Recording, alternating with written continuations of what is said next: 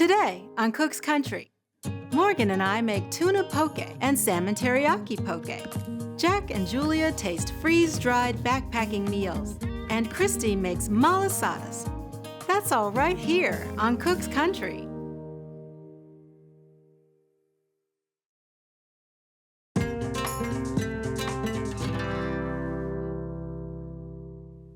The Hawaiian word poke means to cut or slice.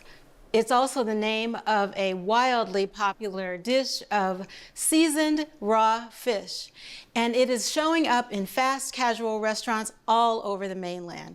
Morgan is here. She's going to tell us how to make it at home. Yeah, and we're going to make two versions today. Actually, I'm going to make one, and you're going to make one. Okay. I have some fish here, of course. Fish is the most important part of poke. You can see here I have a pound of salmon. Now this is farm-raised salmon. I'm actually checking to see if there are any pin bones. Often the fishmonger will remove them, but I like to just drape it over a bowl and then you can see them poke out if they're in there. And then take the pliers and actually pull them in the same direction that the fish is going, and that'll avoid damaging the fish. When you're shopping for your fish for poke, you really want to start talking to your fishmonger. So you want to tell them that you're planning to serve it raw and ask when it came in. Ideally, it should have come in within a day. And then you also want to look at the fish. So it should be moist, but not wet. It should also smell clean, but not fishy. And then when you press it, it should just give a little bit, but not actually like hold any sort of dent. It shouldn't be soft. So this is looking great. I'm going to actually cut this into 3/4 inch pieces. I like to use a ruler for the first one to kind of guide myself along. And then from there, I have a model piece. So I'm also using farm-raised salmon here. It's not wild salmon. I love wild salmon to cook with, but farm-raised salmon goes through a specific kind of inspection by the FDA, and it has to be frozen a certain amount of time, and that kills off any parasites. It sounds more scary than it is. When you actually are cooking wild salmon or farm-raised salmon, it would kill off anything. But if you're serving it raw, you really want to go farm-raised. I really love that you mentioned the food safety aspect here, because I bet this is the kind of dish that would make people at home feel a little bit intimidated because of the safety concerns. And I think a lot of people are intimidated to serve, I was going to say cook raw fish, but serve raw fish at home. But I think it's actually not that hard. You just have to be really careful and thoughtful about it. Once you know the basics of it, like you know to talk to your fishmonger, you know what to look for with raw fish. You can even see how I'm storing these. Like your fish is being held over ice. As soon as I cut this, I'm gonna put this back over ice. It is very important to keep your fish really, really cold while you're cutting and while you're prepping it. This also is meant to be served cold. Honestly, when I get this back from the fishmonger, I'll store it in the fridge over ice because it's actually even colder than the fridge. Okay, so now your turn. So time for you to cut your tuna. This is a pound of yellowfin tuna, and I've already cut into planks for you that should be 3/4 inch thick. And we want to make the same dices here, about 3/4 inch. Exactly, so that's beautiful. This is just so lovely and buttery. I can already tell the texture of it is great. Yeah, and it's so vibrant. It's stunningly pretty. So I will put mine back on ice as you did. Yep, we gotta keep it cold. So I'm gonna quickly wash my hands. Okay, so for our two different kinds of poke, I have two different sauces. For the salmon one, I'm doing something that's inspired by Martha Chang's cookbook, the Poke Cookbook. Love that. I'm making a teriyaki style sauce for it. So here I have 3 tablespoons of soy sauce, a tablespoon of sugar, a tablespoon of mirin, which is a sweet sort of wine, and then I have 2 teaspoons of ginger and 1 minced garlic clove. Now, to dissolve this sugar, I'm actually gonna pop this in the microwave for 30 to 60 seconds until it's nice and steamy. So, nice and steamy. And I'm just gonna stir this to dissolve that sugar. So this is gonna need to cool. I don't wanna actually cook any fish with this. And while that cools, we can make your sauce. All right. You'll see you have 1/4 cup of onion. So this is sweet onion. It's really important to use a sweet onion here because it's a little more mild and the fish is so mild. You want something nice and mild to go with it. To that, you're gonna also add 3 tablespoons of soy sauce. Okay. 2 tablespoons of vegetable oil for you. 2 teaspoons of toasted sesame oil. 2 teaspoons of ginger. And a garlic clove, a minced garlic clove. Got you some heat. 3/4 teaspoon of red pepper flakes. That's quite a bit of heat. So you're just gonna stir yours together. Okay. And you're not gonna cook yours. So actually with yours, it's so nice because it's so bright, it's so fresh. It's a little more of a nod to that traditional version, which typically was just fish and seaweed and salt or soy. Right. Okay. That looks like that's well mixed. Great. I'm gonna pop my teriyaki one in the fridge for about 15 minutes to cool down. And then we can also pop our fish in the fridge, and then we can get the other pieces together because we need a few crunchy elements in here. Sounds good. So, like all good things, poke needs some textures. So I've got some different things going on. I'm gonna add 1 small avocado. I've seen people cut them all different ways. I really like to just put them almost like I'm shucking an oyster or something. Like I put a towel over my hand to protect it, and then I cut it all the way around. And this way, if my knife slips or anything, my hand is well covered.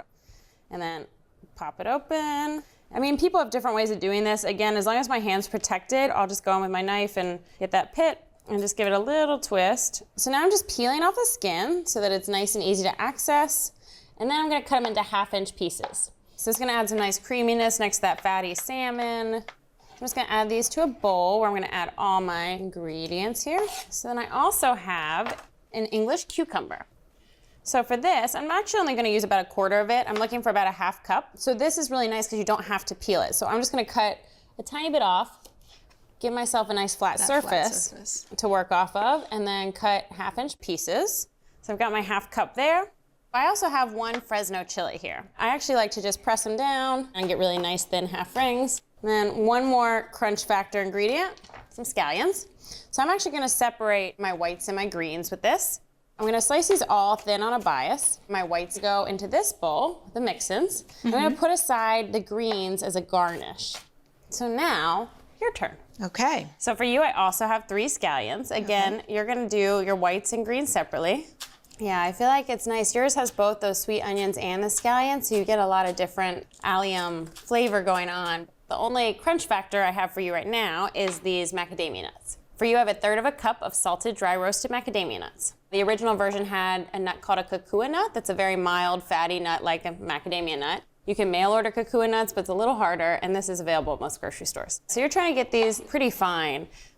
I think you're looking pretty good. That looks pretty finely chopped to me. And now it's time to assemble, so we can just grab our stuff out of the fridge.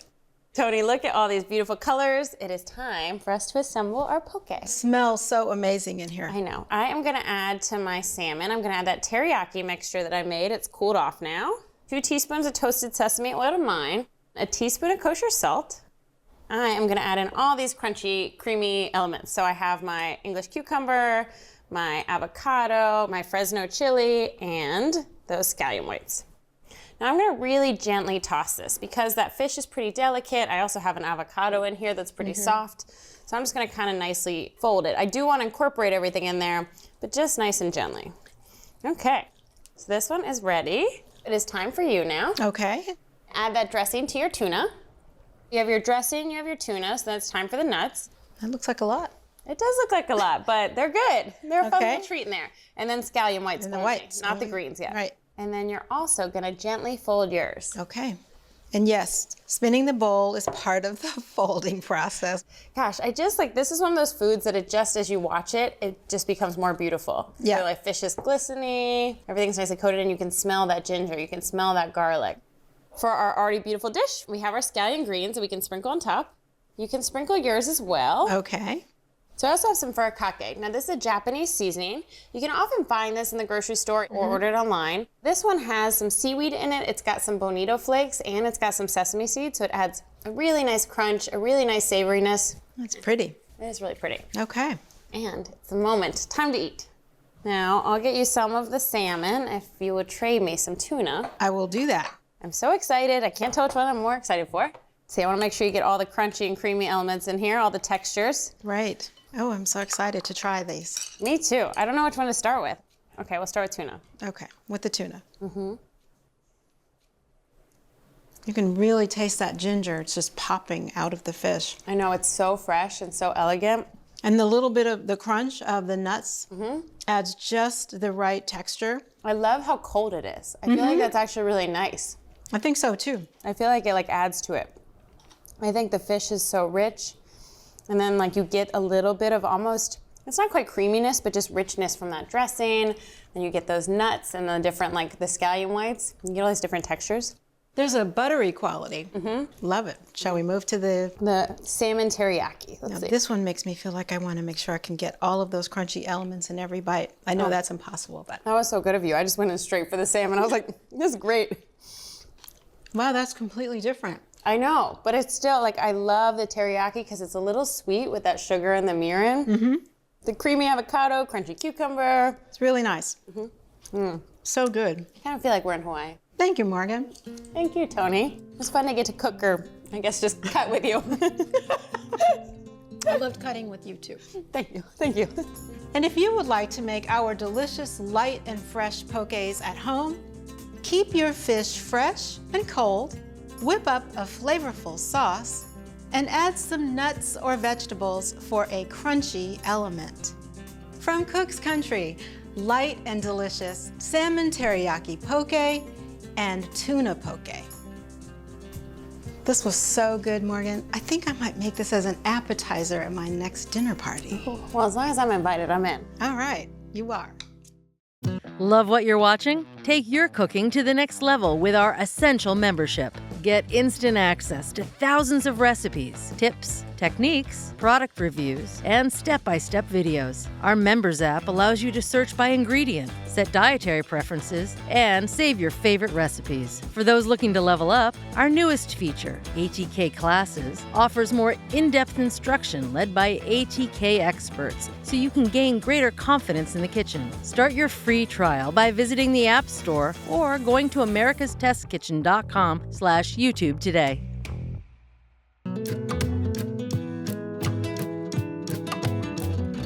If you're an avid hiker, you know how hard it can be to make a healthy, hearty meal after a long day on the trail. And luckily, there's a new batch of freeze-dried meals that are supposed to be light as air and easy to carry. Yeah, I want you to hold this because it's almost like air. Oh my goodness! That's dinner. This weighs nothing. Yeah, there's no chopping involved. You simply open the bag, add the water, close the bag, sit around for a couple minutes, and dinner is served. Oh, wow. And we tasted 22 of these meals. This one actually comes with a flavor packet of chicken broth.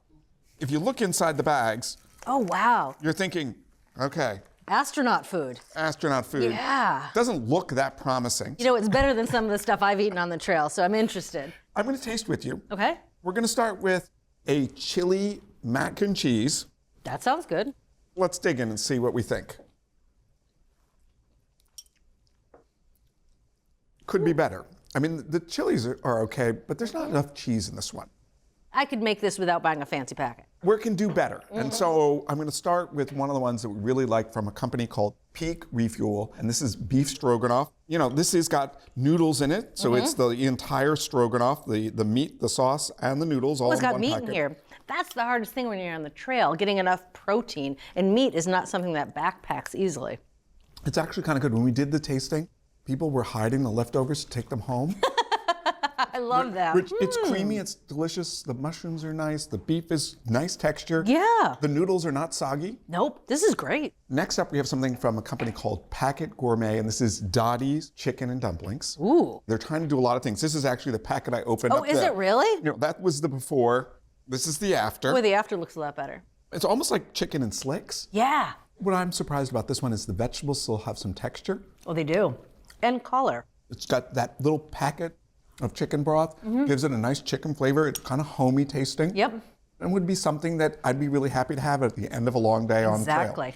For me, though, dessert's always the biggest issue. It's like, okay, what do you... Dessert. Well, it's like, okay, you're gonna have raisins or dried apricots, true, right? it's Like true. that dessert. Gorp. No, I want banana pudding, okay? Oh, really? Yeah, so this is also from Packet Gourmet. All right. What are the chunks in there? You tell me what you think there. Freeze-dried bananas. It's freeze-dried banana. There's pieces of like cake cookie in this. This is really good. You kind of knock the socks off your camping buddies. It's really good. And again, all of these, you simply open the package, add the boiling water, close it up, wait, and then you are ready to dine. Oh, and there's a little coconut in there. So, you ready to hit the trail? This is really impressive. I think these kind of have a life outside of hiking. I mean, if you were making an emergency kit in your basement, some of these would be perfect. All right, at least you're not going to do a dinner party. Jack, thank you. This was really eye-opening. I agree. So next time you're ready to hit the trail, stock up on some good dinner options. We'll get you right back to the video. Check out Cook's Country's newest book, The Complete Cook's Country TV Show Cookbook. Over 16 seasons and more than 600 recipes are condensed into this cookbook, jam-packed with every recipe we feature on the show, plus stories, tips, and reviews. Go on the road with Cook's Country and tour the U.S. through food. Get inspired by dishes from restaurants, regions, and chefs all over America. All in this one convenient cookbook. To order your copy of the complete Cook's Country TV show cookbook, scan the QR code or visit cookscountry.com to continue your Cook's Country journey.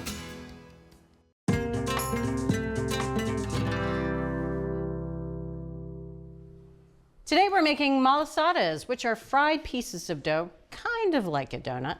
Now, they're beloved all around the world, especially in Portuguese settled communities, including those in Hawaii. Now, that's where we took our inspiration. And here to show us more about malasadas is Christie. Bridget, malasadas are not just donuts without a hole. Right. These have a distinctive texture. They're kind of crispy on the outside, they're soft and chewy on the inside, and they have a slightly eggy flavor that's just fantastic. So they may have originated in Portugal, but you can find them all over the United States. And we're gonna make them today. Yeah, I love that in Hawaii, Fat Tuesday, the Tuesday before Lent, is sometimes referred to as Malasada Day. What a day to look forward to. So we want to make sure that we're doing these right. We want to make sure we get that correct, slightly chewy texture. And so we're going to start with bread flour. Okay. You know, bread flour has a higher amount of protein, which is going to allow us to develop more gluten, which is going to give us more structure and more chew. Right. I have 2 1/4 cups of bread flour here. Okay.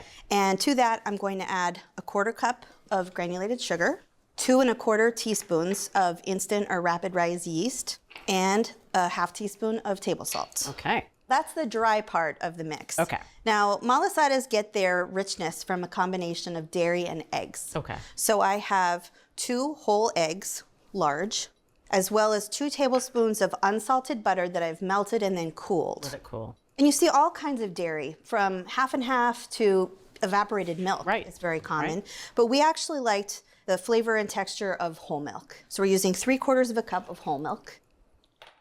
So I'll just whisk this together, make sure those eggs are broken up, and now we'll add it to our dry mixture. So I have my dough hook on, and I'm going to start this on low speed, and we'll let this go just until everything has combined. It'll take about 2 minutes until it looks like an actual dough. Okay. Okay, so now it's starting to look like a dough. A beautifully sticky dough. And we want it to get even stickier. So we're gonna let this go on medium speed now for about 8 minutes until we have a really nice uniform dough that looks shiny and sticky. Okay, shiny and sticky. Got yes, 8 minutes. All right. Thank you. Yeah. Okay, Bridget, obviously we can see that the dough has come together, Ooh, stretchy. right? It looks nice and smooth. Good gluten. Right. It's got stretch, but it's also high hydration dough, which is going to make the dough light and chewy. But you know what the downside of a high hydration dough is? It's a little sticky. It's very sticky. Yes. So I have a bowl scraper here that I've sprayed with vegetable oil spray, and I'm going to put this all into a greased large bowl. Lovely dough, though. Now I'm just going to cover this, and we're going to let this rise at room temperature until it's doubled in size, which will take about 1.5 hours to 2 hours, depending on the temperature of your room. Okay. Bridget, this dough has definitely doubled in size. It's gorgeous. It's just grown. That's a good sign. One step closer in our malasada journey. Now, instead of getting our whole counter all sticky, Right. we're gonna confine our space and use a rimmed baking sheet. Okay. So I have a tablespoon of vegetable oil, and I'm gonna pour that in here and just spread that around. Actually, you know what, I'm just gonna use my fingers because I need to get my fingers greasy before we do this. So I'll take my dough. Oh, I don't even have to use, look at that. It's like, please let me out. So we're just gonna take this dough Oh my gosh. and spread it out in the pan. I'm gonna deflate any, big bubbles, just press it out a bit. Now these are only supposed to be about 3/8, so slightly less than 1/2 inch thick. Okay. So you can spread them out a good bit. Now, I have my bench scraper here, and I'm even gonna give that a little rub with some of the grease that's on my hands, so it will release. And I'm going to divide this up. I want 12 pieces. Okay. So that's why I was trying to get it into a fairly even rectangle, just so I know that my pieces are even. I like using a bench scraper because it's sharp enough to cut through dough, but especially when you have slippery hands and slippery surfaces, it's much safer to use than a knife. Very good. I'm gonna go 4 this way. All right, now we're just gonna take these, make sure they're separate, and then we're just gonna take your fingers and kind of work these out more or less into a disc shape. Okay. I mean, they're really almost there. We're Yeah. just gonna kind of make them a little bit rounder and flatten them out if we've got any big bubbles. Oh, and these basically will bend to any shape you want them to be in. There. They're little blobs of potential. That's right. Look at these. I think they look pretty good. I think they look spectacular. All right, so I'm gonna take my plastic wrap from before and we'll just cover this and we're gonna let this proof until they're nice and puffy, and that'll take about half an hour. Oh, not long at all. No. Bridget, look how nice and puffy our little discs are. Just a little bit puffy. After 30 minutes, so now they're ready to fry. Okay. I have 2 quarts of vegetable oil in my large Dutch oven. It's over medium-high heat, and I wanted to get the oil all the way up to 350 degrees. Okay, gotcha. We want to keep it between 325 and 350 the whole time we're frying. So it's going to get a really nice crisp exterior. Nice. And we're only going to do 4 at a time. We're going to do 3 batches so we don't overcrowd the oil and drop the temperature too drastically. Now I am going to use some of this oil that's still here on the pan to very carefully pick these up and drop them in. I do love that you're kind of putting them away from you. So if there is any splattering of oil, it's going to happen over there. But you're doing this beautifully. Thank you. And these are only going to take about 3 minutes, and I'll flip them halfway through. Okay, great. I can see they're getting some nice color. Beautiful. Give them a flip. You're just a little excited, I know. It's a good sound. Okay, it's been about another minute and a half. Let's see what the other side. Oh, Oh, beautiful. look at that. Perfection. Oh, that is nice. All right, so I'm going to very carefully remove these. I have a wire rack set inside another rimmed baking sheet. And I'll just transfer these. All right, this oil has to come back up to 350 before we Right. can do the next batch. So we're going to toss these in some sugar while they're still nice and warm. Love it. So I have a cup of granulated sugar here. Just going to give them a little toss. Yes. Kick it old school here. Okay, second batch. Yes. All right, I'm gonna get a little greasy again. All right, my heat is back up to 350. It's actually dipped a little bit now, 340. It's all right. That's okay, it's in the window. Yes. And we're just gonna cook this another 3 minutes total, flipping halfway. And we'll sugar each batch as they come out. Love it. Are you ready? Yes. Can you smell? Yes. Oh, it's that like just fried. 3 batches, done. These are gorgeous. Oh, still warm. Gorgeous. There's nothing like the smell of a freshly made malasada. They float away, but not fast enough. I'm going to catch one. Okay.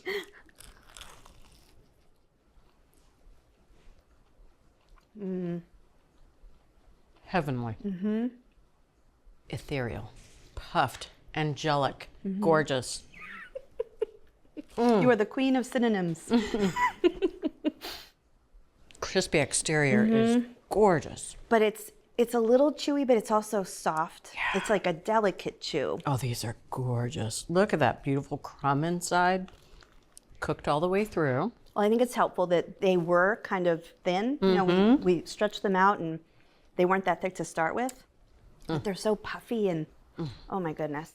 And not too sweet. You do get a little sweetness from the sugar, obviously. But the dough itself, it just really contrasts that. These are gorgeous. You definitely have to make these beautiful donuts at home, and it starts with bread flour and milk to make a sticky dough. Pat the dough into rounds, and then fry and toss in sugar. It doesn't get much better than this. So from Cook's Country, Malasadas. You can get this recipe and all the recipes from this season, along with product reviews and select episodes. And those are all on our website, cookscountry.com/TV. All right, I'll share. You're too good to me. If you're ready to take your cooking to the next level, head over to americastestkitchen.com and get a free trial of our ATK Essential membership. While you're there, you can sign up for our free email newsletters and download our app. So, what are you waiting for?